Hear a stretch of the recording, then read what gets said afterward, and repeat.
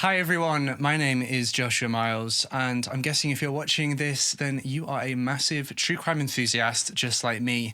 For those of you who are in the US, who are avid true crime fans, you'll probably have heard about CrimeCon. Now, CrimeCon is the world's #1 true crime event, and I am delighted to let you know that CrimeCon has made the jump across the pond and has arrived in the UK. I'm so happy to tell you that in June of 2021 in London, there will be the first ever CrimeCon UK, and I do hope that I will get to see all of your lovely faces there.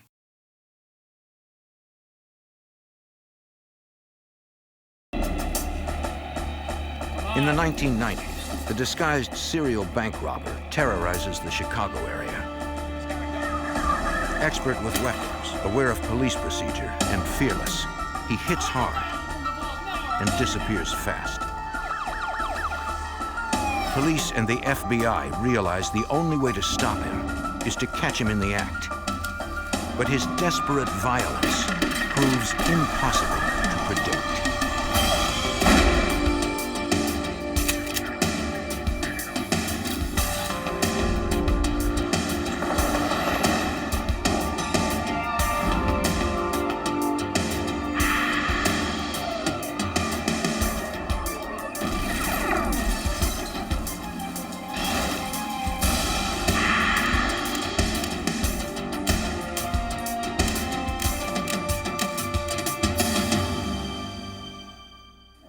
The average bank robbery yields roughly $3,000. Yet some criminals risk everything for the take. In suburban Chicago, a disguised gunman began a series of robberies, growing more violent with each one. I'm Jim Kallstrom, former head of the FBI's New York office. Tracking the robber's movements, agents discovered he wasn't alone and would do anything to avoid capture.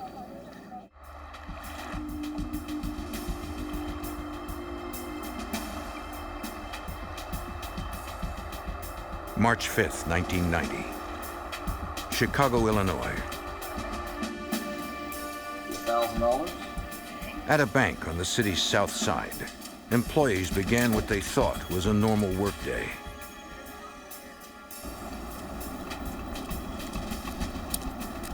The neighborhood was quiet until 10 a.m.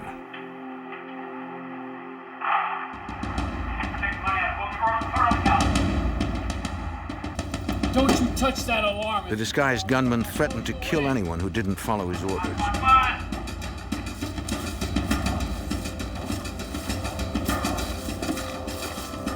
The tellers knew not to interfere.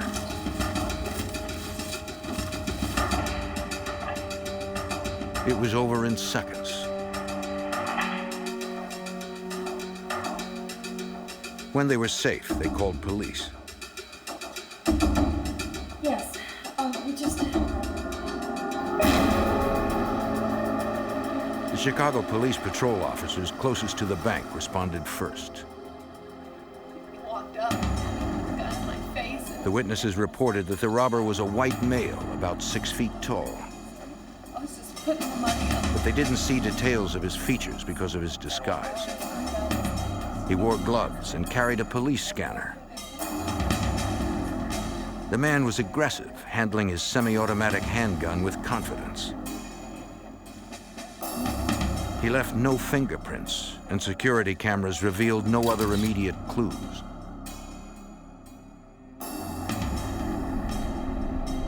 Police canvassed the area, hoping to find other witnesses. A woman who lived near the bank reported that she thought she had seen the robber. She said that at about the time of the robbery, she saw a man who seemed to be wearing a fake beard get into a small 4-door sedan. She did not get the plates, but she did give officers a description of the car.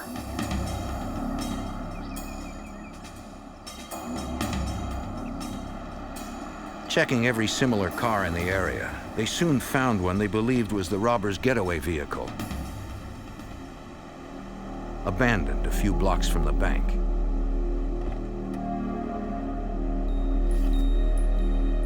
The officer approached with caution, in case someone was still inside.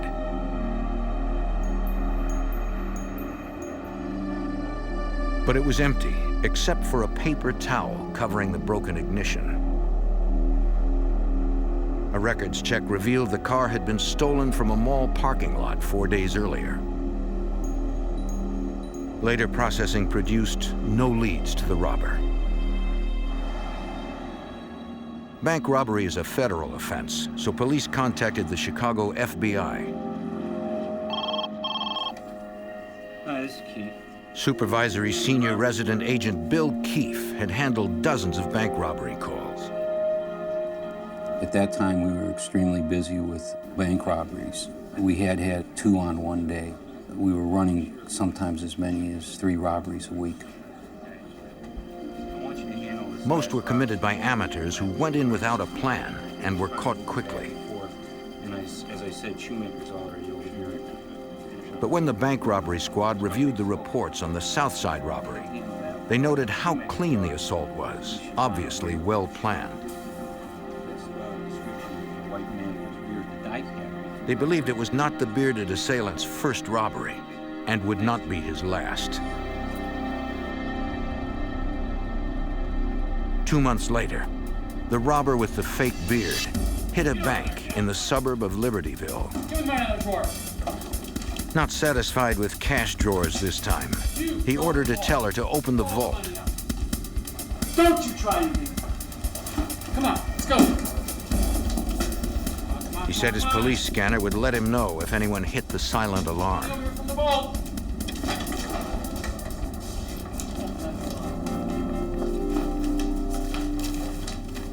Put it in there. Come on.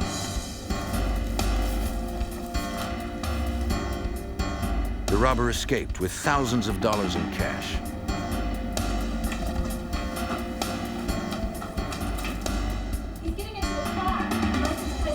But this time, a teller got the license plate number from his getaway car. While Libertyville police looked for the car, Chicago FBI agents interviewed the tellers. Special Agent Hank Schmidt learned the gunman was more aggressive this time. He controlled people with the weapon. He would intimidate them by putting the gun up towards their face. He pointed the gun directly at someone when he talked to them, which was intimidating to the tellers and the customers.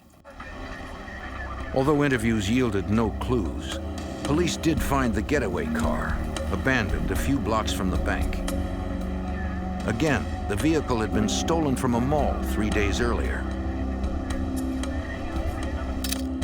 And as before, the thief used a towel to hide the broken ignition.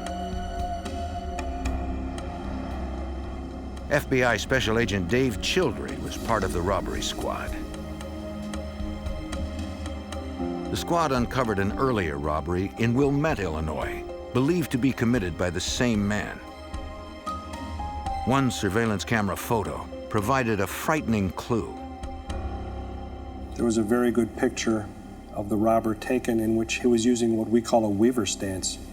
This is a shooting position taught to police officers. It was taught to FBI agents. And if you have been taught to shoot like that, you recognize it. This person might have had some law enforcement training.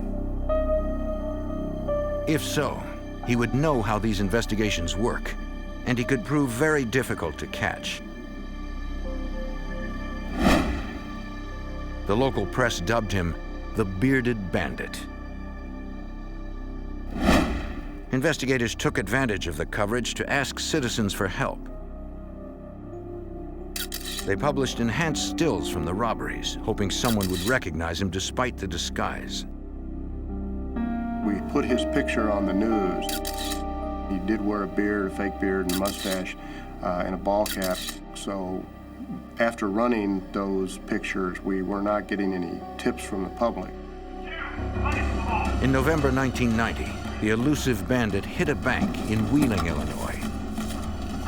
A teller hit the alarm before he was told not to. All available units, please respond to a 1090 at the Wheeling Bank and Trust. Over his scanner, the gunman heard the police responding. He didn't leave the bank, which would be the normal reaction of bank robbers. They're there to rob the bank. They're not there to get involved in a shootout with the police. He stayed in the bank while the police were responding and held the gun up to the cashier and counted down from 10. 9, 8, 7, 6, 5, 4, 3, 2. It seemed he knew how long he had before police responded. More evidence he might be a cop. He started moving further. As the robberies continued, it looked like the bandit purposely chose targets in different jurisdictions to complicate the investigation. No bank was ever hit the second time. The robberies would be on the other end of the suburban area against Lake Michigan, and then they would be out in Schaumburg or Elk Grove Village or up north in Lake County, such as Libertyville. As he struck in new suburbs, the FBI had to coordinate with a growing number of police departments. Palatine, Illinois Police Chief John Kozel, a detective sergeant at the time, learned of the case and that the bandits' getaway cars belonged to shopping mall employees, stolen at the beginning of their shifts. He would steal one of the employee cars knowing that it would not be reported stolen for approximately 8 hours. So he knew he had 8 hours to get the vehicle to where he needed to put it before anyone would even discover it missing and it would become hot on the system. When dumping the cars, the robber did his best to interfere with the ongoing investigation, wiping them clean of fingerprints and leaving no trace of himself behind.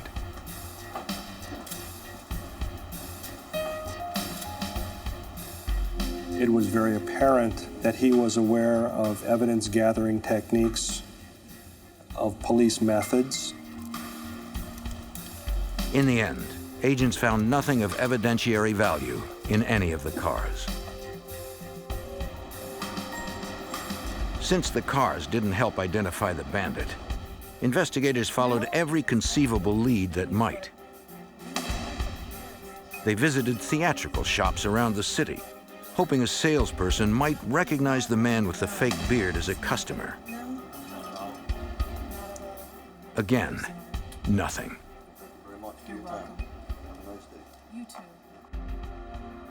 The Bearded Bandit committed 7 armed bank robberies in the Chicago area between January 1990 and February 1991.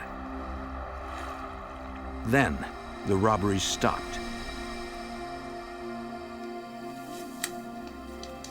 We went over what we had done to that point in time, looked for things we might have missed. Maybe he'd been incarcerated somewhere. Maybe he'd moved out of state. Maybe he was dead. We just didn't know. The bandit's trail stayed cold for 9 months. On November 4th, 1991, Palatine police officer Kevin Maher was working the day shift.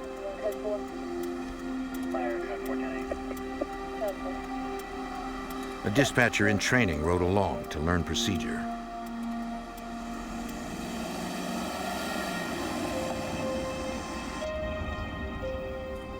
I was heading southbound on Quinton Road when I saw a vehicle heading northbound, and I looked in my side view mirror and I thought what I saw was an expired tag.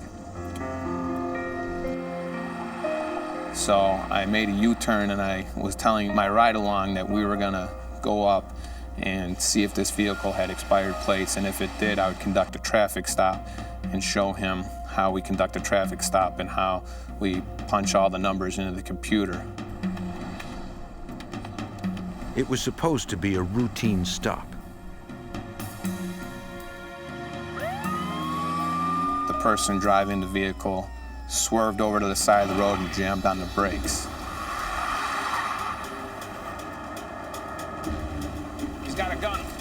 Maher's first instinct was to protect his passenger.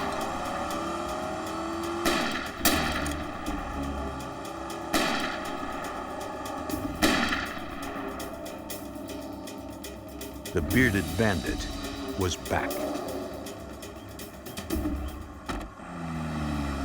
In November 1991, a routine Chicago area traffic stop erupted in violence when a man shot Palatine police officer Kevin Maher. I was in a state of shock because it was broad daylight, it was 11 o'clock, and it was a quiet residential street, and it was a basic ambush. And after he fired the first round came through the windshield and struck me in the shoulder, and glass from the windshield struck me in the left ear.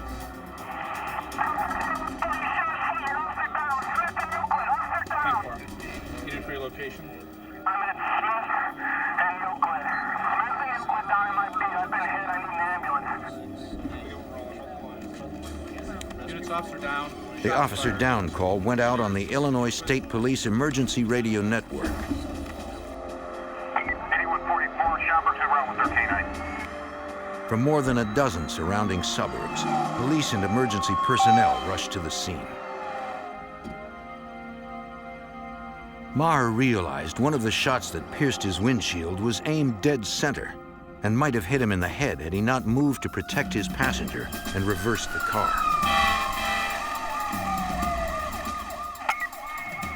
Arlington PD is inquiring if you want any aircraft out there, helicopter or plane. While paramedics treated Maher, officers questioned him. As a police officer, he was a perfect witness. Trained in recalling details, he gave them a description of the gunman, the car's license plates, the type of gun, and the direction in which the attacker escaped.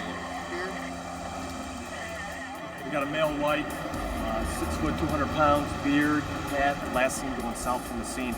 So let's spread out, start looking for the car. Which way do you want to go, Matt? I'll go that way. Police fanned out to find the shooter. More than 100 officers joined the search.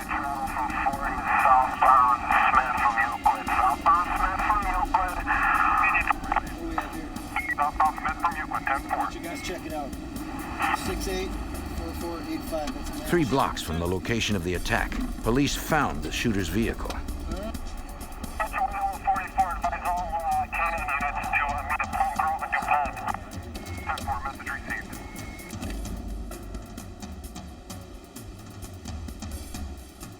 It had been reported stolen from a mall parking lot 5 days earlier. Palatine Police Chief John Kozel realized the grave danger. When someone is willing to shoot at a police officer on a routine traffic stop, we all realize that he's willing to shoot at anyone. His determination to escape is much greater than his concern for the safety of anyone. That would be a law enforcement officer, a citizen on the street. When you're willing to shoot a policeman, you're willing to shoot anyone. Kozel helped coordinate the search for the deadly gunman. We immediately set up a perimeter with the assistance of the state, county, and local officers in the area. We had K9s on the scene. We had a chopper in the air. We notified the schools in the area to stay locked down. Evidence technicians began to process the car. The ignition was broken, the damage covered by a paper towel. They looked for fingerprints that might help them identify the perpetrator, but found none.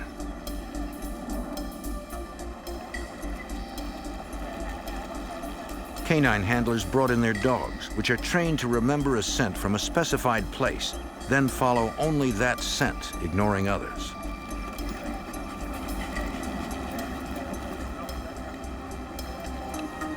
But the trail ended not far from the vehicle.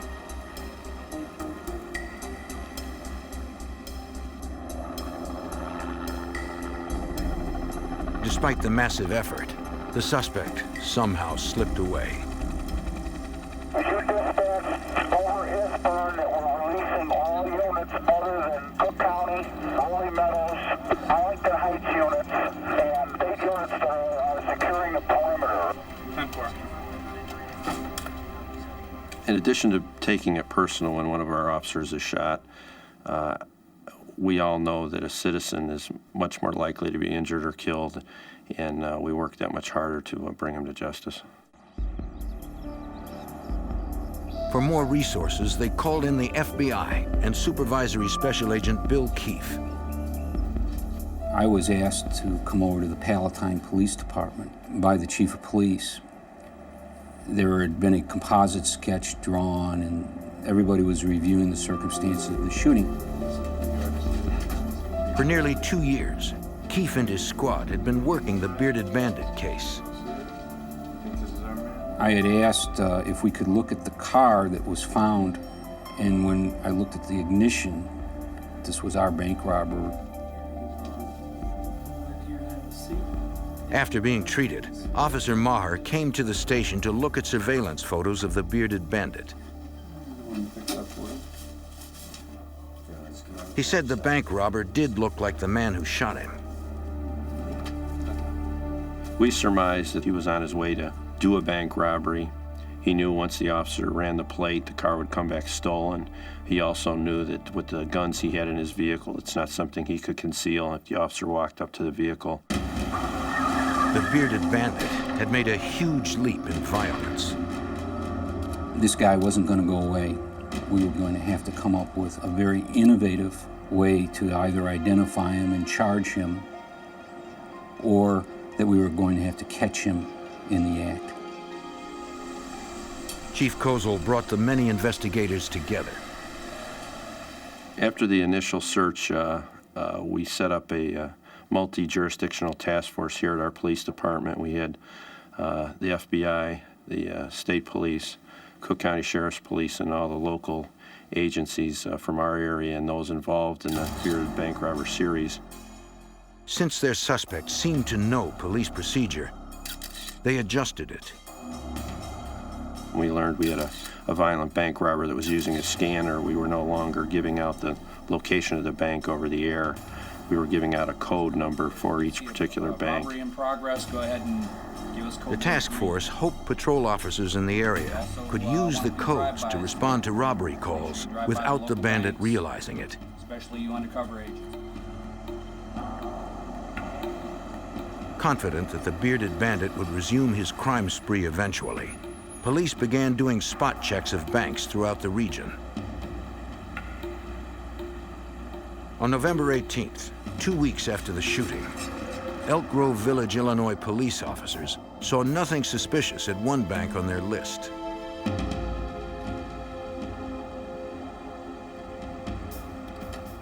But later that morning, a woman leaving a nearby business did.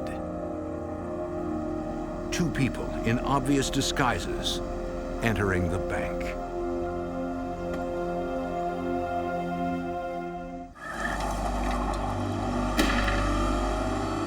After a police shooting in the Chicago area that was linked to the Bearded Bandit, the gunman reappeared in Elk Grove Village, Illinois, this time with an accomplice.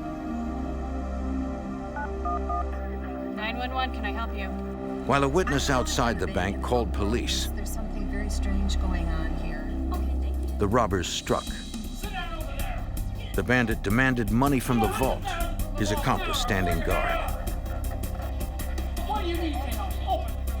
911 dispatch, aware of the Bearded Bandit, used a prearranged code to alert officers.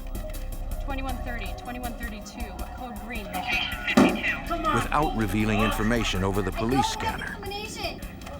They also alerted the FBI. Special Agent Hank Schmidt realized the new danger.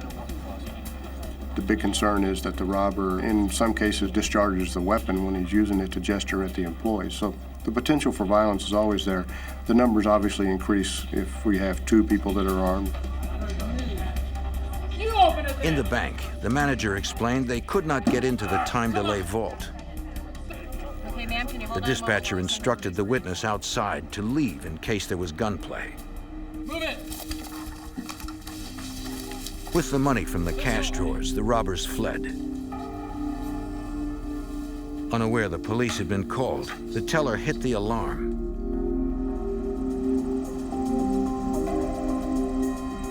Elk Grove Village officers approached with their sirens off, quietly surrounding the bank.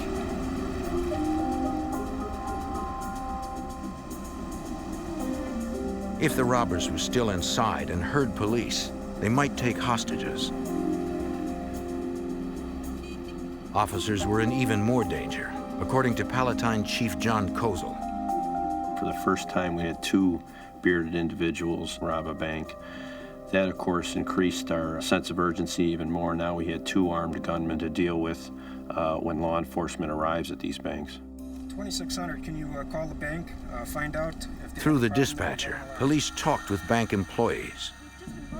The manager said the robbers had left. The officers had to be sure. The robbers could be holding a gun on the manager, forcing her to lie. Okay, we're going to need to have somebody from the bank step out. The dispatcher asked them to send one employee outside to talk to police. Tell me who that is going to be.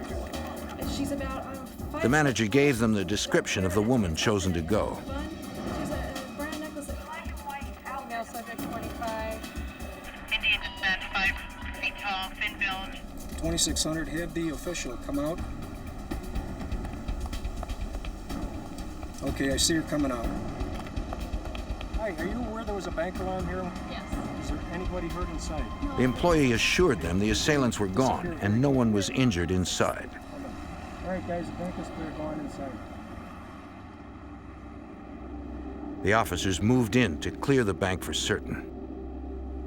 One of the witnesses told us that she believed that the second person, a smaller person, was possibly a woman disguised as a man.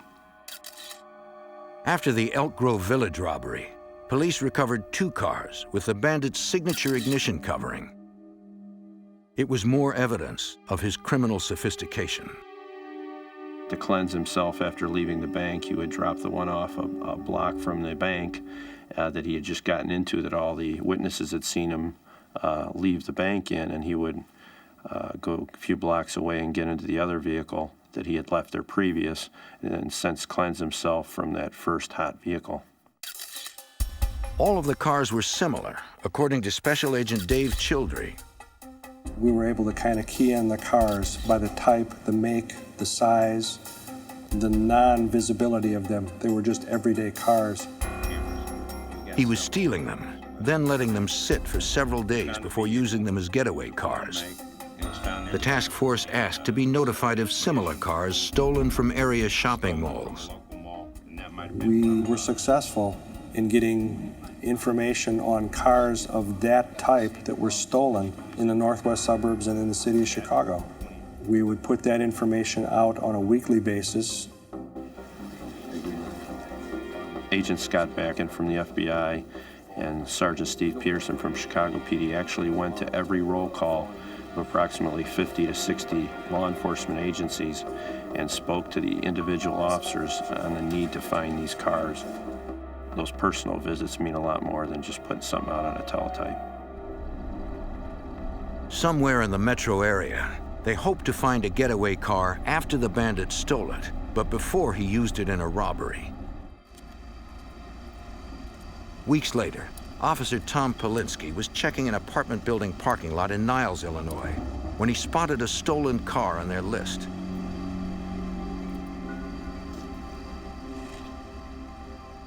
It did look like the Bearded Bandit's work. The agreement was if they found one of those, and it did turn out to be stolen when they ran the license plate, that they would back off and notify us. That happened. We set up a surveillance on that vehicle. FBI agents and Niles police officers and detectives watched from an empty apartment overlooking the stolen car, 24 hours a day. On December 13th, we found out that the Rolling Meadows police had located another stolen car that was in all probability one of the Bearded Bandit's cars. Chief Kozel was sure they were right. These 2 particular vehicles were both stolen out of large mall areas. Both were owned by employees of those malls. The MO was perfect. They set up surveillance on the second car in Rolling Meadows, too. Rolling Meadows PD stepped up. They shared time, detectives, intelligence, sat with our agents out there 24 hours a day.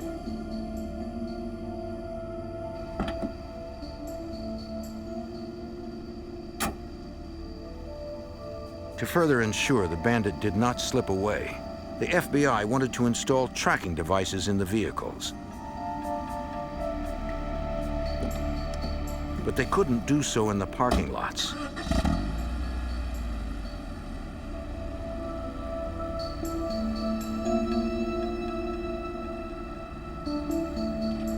Late one night, agents removed the two cars.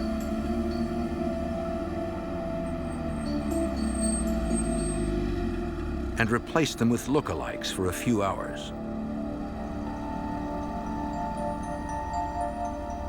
It was a risky move. The thief could return at any time and spot the agents or the decoy cars. At the FBI garage, technicians installed the remote tracking devices in each vehicle. They also equipped the cars with remote kill switches that would allow agents to shut down the engines from a distance.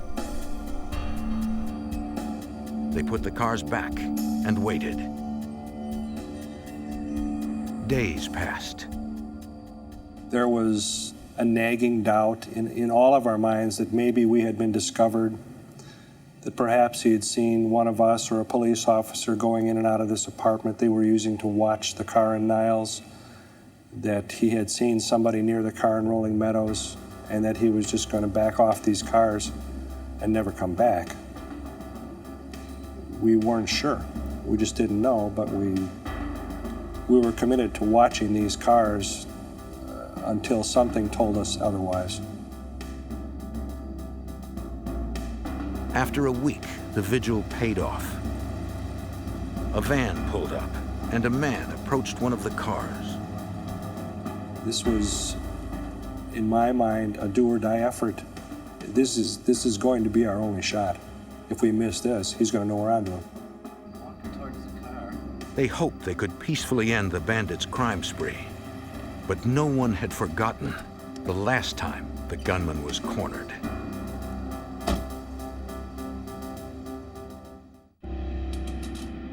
In 1991, Chicago area investigators watched two stolen cars they believed were going to be used in the Bearded Bandit's next holdup.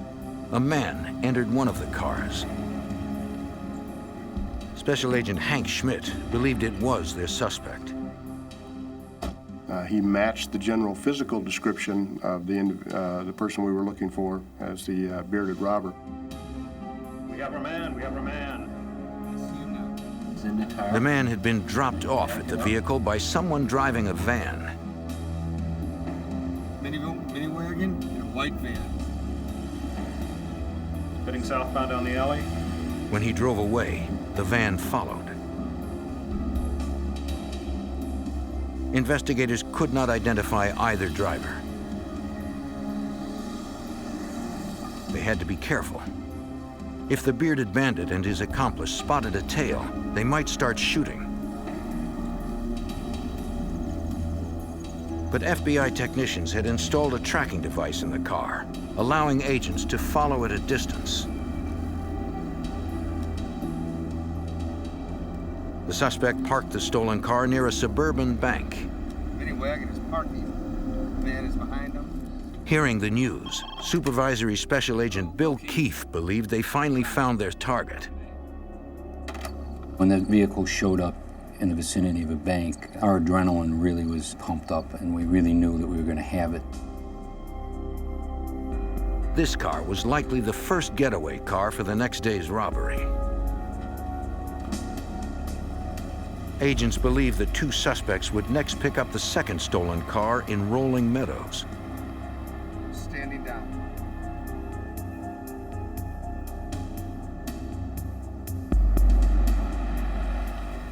They were right. Got somebody stepping out. I got a male, white male. That vehicle was also equipped with a tracking device. Okay, the van is leaving.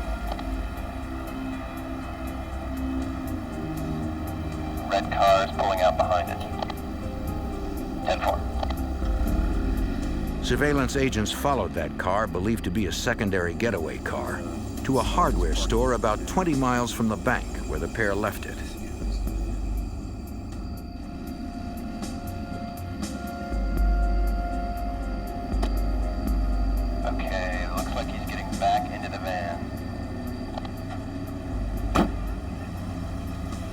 advised to pulling out. Unit 2, go ahead and follow.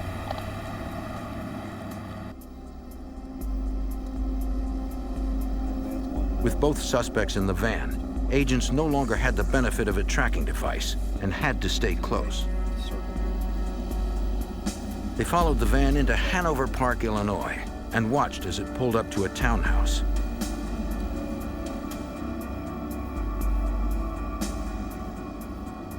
Now, Special Agent Dave Childry could identify the people inside. We had a license plate and two vague descriptions of people, a man and a woman. Normal record checks on that license plate would tell us that that van belonged to Jeffrey and Jill Erickson. The FBI and police worked through the night to learn more. We had done a lot of research, calling police departments, trying to see who these people were. We were looking for a previous arrest record, which we didn't find. During this process, we had received some information that Jeffrey Erickson had been a police officer. In 1986, Jeffrey Erickson worked as a patrol officer in a Chicago suburb.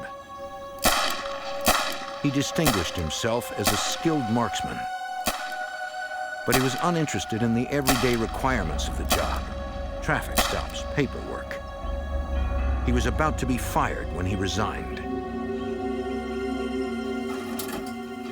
Records also showed that Jeffrey Erickson opened a used bookstore in early 1991, during the time the Bearded Bandit was on hiatus. It appeared he and his wife Jill, a university chemistry student, led a double life, using bank robbery money to build a middle-class existence.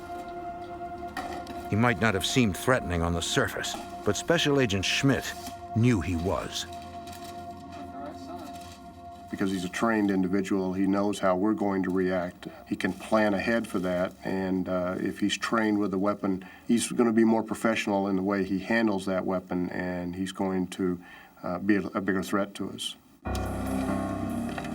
Investigators considered waiting until the Ericksons approached a bank the next day, but decided not to risk a shootout near employees and customers. We had enough that we did not have to get him in the vicinity of a bank.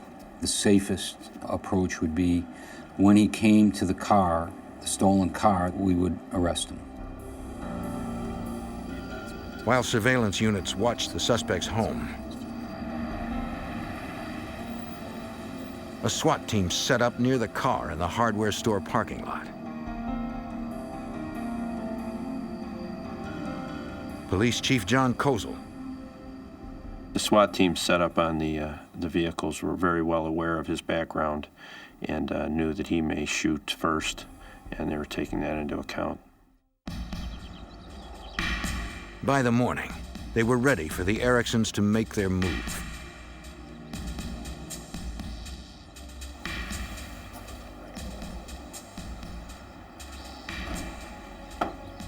About mid-morning, the surveillance units advised us that the van was in fact moving from the residence with at least two people.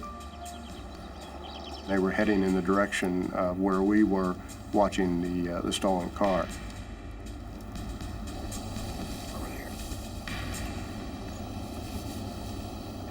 The surveillance team advised us that Mr. Erickson had got out of the vehicle in an adjoining parking lot.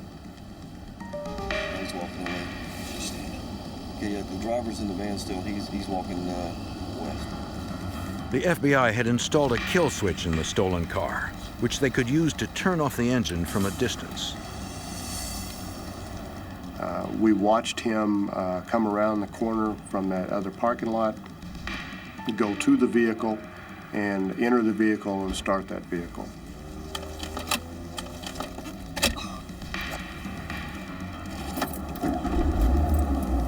Kill it.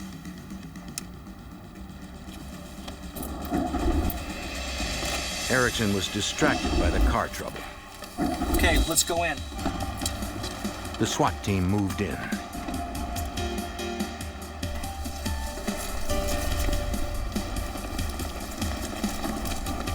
Back out of the car! Out of the car! Put your hands where I can see. Get back out of that bag! Out of the car, put your hands where I can see them. I know that pressure of to shoot or not shoot is a split-second decision. Get your hands up. Back in there. Get out of the car. And most law enforcement officers don't want to have to shoot an individual if they don't have to. No one wants to take a life that way. We felt like we controlled him. Out of the car. Slowly. After twice reaching for his bag, Erickson finally followed orders. On the ground. Had he come out of the bag with a gun, it would have been an entirely different situation.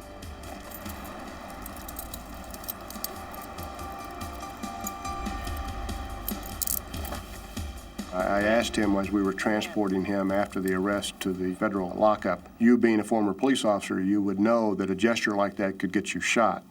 And he looked at me and he said, well, I figured you'd shoot me in the head and it would be over with quickly.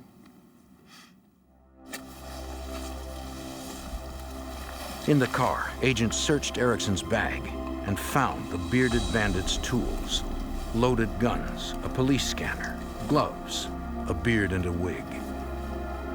His bank robbery kit in that bag, it was very helpful to the case. Without that information or that evidence, we just arrested a car thief.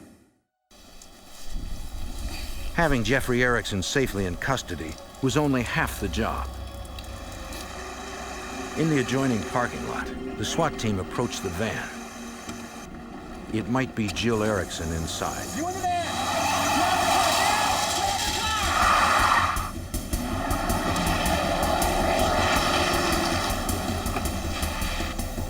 Agents scrambled to follow.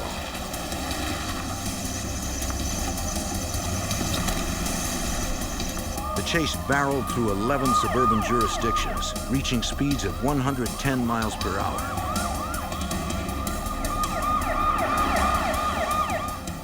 A roadblock didn't work.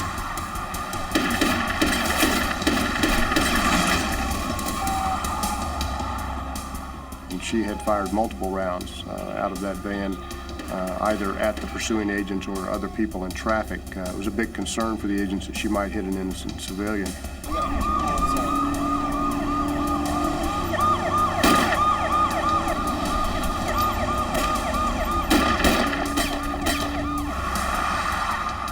Agents shot out the rear tires of the van. But the driver was not giving up.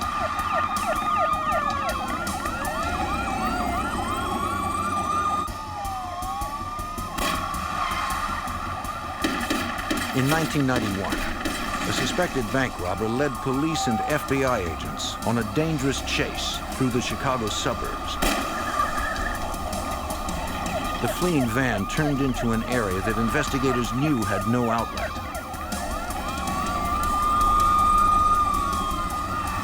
They blocked the road.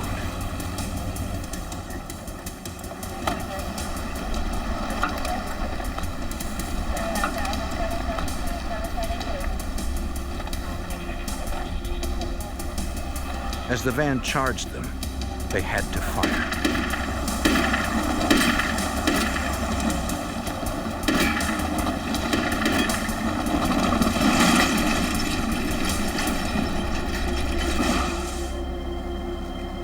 They saw movement inside. Then, an FBI agent cautiously approached.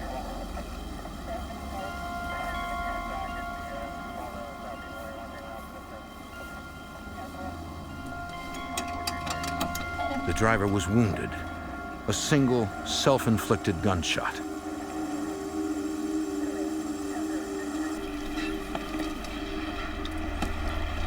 It was Jill Erickson. Later that night, in the hospital, she died. Special Agent Hank Schmidt. We believed it may have been a pact that they had both come up with, that they would not be arrested. She that day carried out her part of the pact, and that day he decided, for whatever reason, he didn't. Inside the van were spent cartridge casings, blood, fibers, other ammunition, other weapons. There was a rifle with several hundred rounds of ammunition. That whole neighborhood became an evidentiary nightmare. There were bullets that Jill had fired, stuck in the side of houses, in cars, on the street. The FBI obtained a federal search warrant for the Ericksons' home.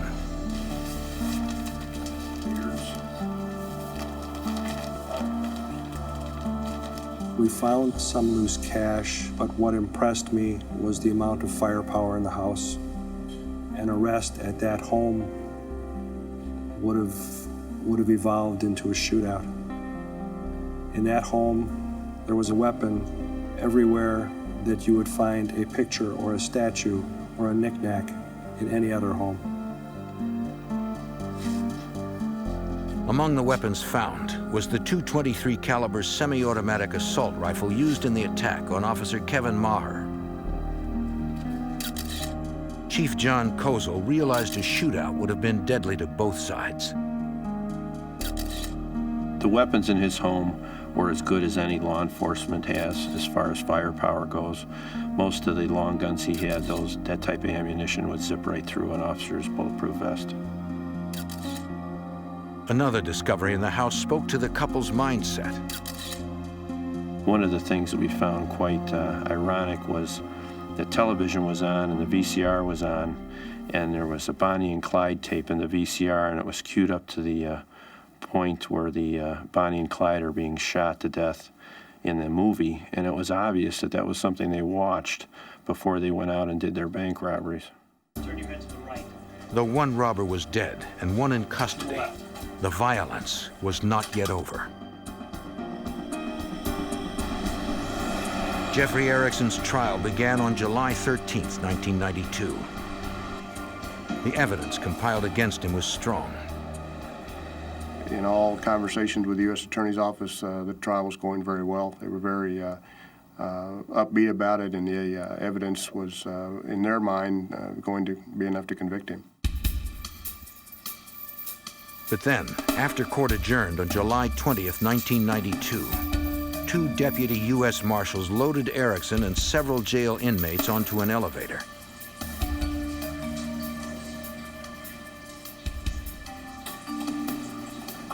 Erickson was still dressed for court.